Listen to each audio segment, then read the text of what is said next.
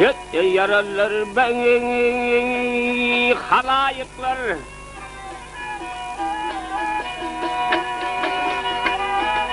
yaralar halayıklar hey şumpelegen utanmami Allah'ım ödün yetirdi ve vermez olup uyatanmami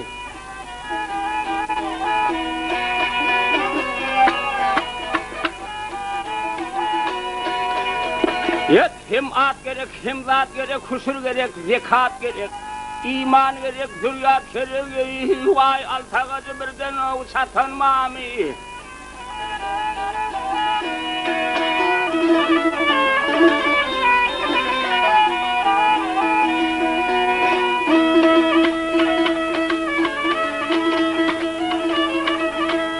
İnne anni şerler duzan,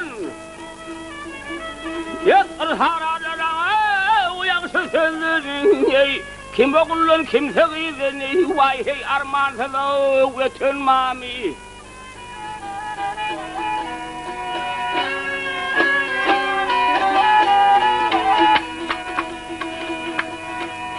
Maksum ulu gülüp ağlap, sigar benden oda dağlap, bir ödünden imandılar, vay özgününe yatanmami.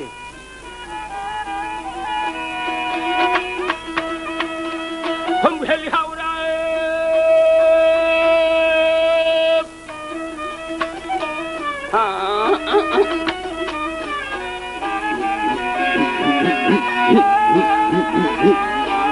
baha baha beni